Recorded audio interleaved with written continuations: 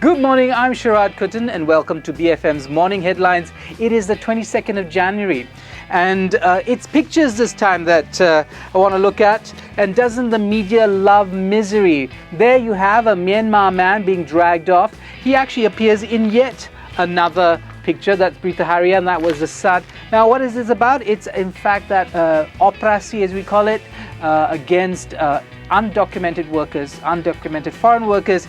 Now, the misery of others, I mean, there are different people in the Malaysian world, and some people get more consideration than others. Some people's humanity and dignity is respected more than others. And when it comes to undocumented workers, they are fair game, apparently, for a lot of rather negative imaging. So there you have this man being taken off.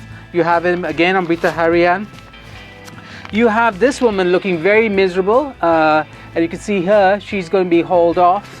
All these people, of course, provide us with cheap labor that keep prices down in the city, but never mind about that, and the fact that when they come back, and they often do come back, they come back because somebody's on the take and allowing them to come back. Now take a look at this picture. Look at those faces. Look at those two men gloating over the misery of this woman. Now, is that the kind of attitude we want to foster in Malaysia? Complete disrespect for human beings and the media complicit in it. So that makes me really angry. But there are many issues in this country to be angry about, and this is just one of them. Another thing, the middle classes might be angry by this story. Quick profits. Who's making profits? Well, these groups of people with a lot of cash coming together to buy property en bloc and not pushing down prices, as you imagine, but pushing them up. So they might be in collusion with developers. It's a story to watch and see if anybody, any authority, can in fact take action against these groups, because they are taking the middle class dream or deflating the middle class dream. They are making housing that reasonably priced out of the reach of many Malaysians. Now, this is that other rather sad saga that's going on, the PKNS controversy. And there you have it, Berita Harian saying quite simply, siapa bohong, who's lying? This is the general manager, PKNS, and this is the chief secretary of the state. Who is telling the true story, and why has it come to that? Something that I think the Menteri Besar Selangor needs to answer. Nowhere to run, that was that story.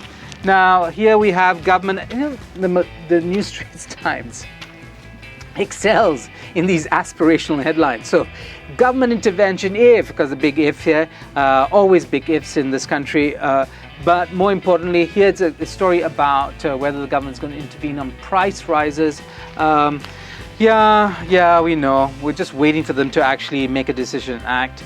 The other big story, and I think it's a developing story that we'll see, in fact, take over our front pages increasingly as we draw towards the Thai general elections. Bangkok under emergency. It's an emergency, but no curfews as yet, maybe partial curfews, but it does give the police, not the military at this point, a leading role in dealing with protests in Thailand that have paralyzed Bangkok. As you know, the government of the day has dissolved parliament. It's going to elections as a caretaker government. They have issued this emergency. Again, there you have it.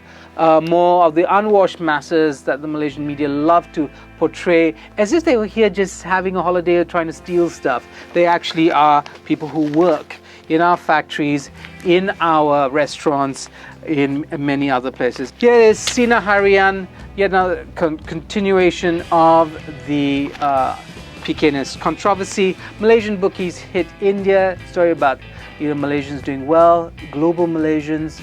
Perhaps not something we would celebrate at BFM, but certainly they're in the world, in this case, trying to do bad things. Lastly, Harian Metro, always good for its take on the social barometer or its take on what's happening in homes. And this is another case of domestic violence, a rather sad story of a young woman who spurned the advances of a young man, and she was burnt for her indifference to him.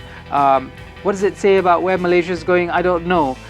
Again here, another rather sad case. Fatia tak kedekut, which means she's not stingy, but really Could she, I mean, you know, if she was, I'd be sympathetic. She had hardly enough money to buy enough to cover that shoulder. You see, that shoulder remains bare. She clearly is not doing too well financially. We wish her all the best in her endeavors. And I won't leave you without the word for the day, because I love words.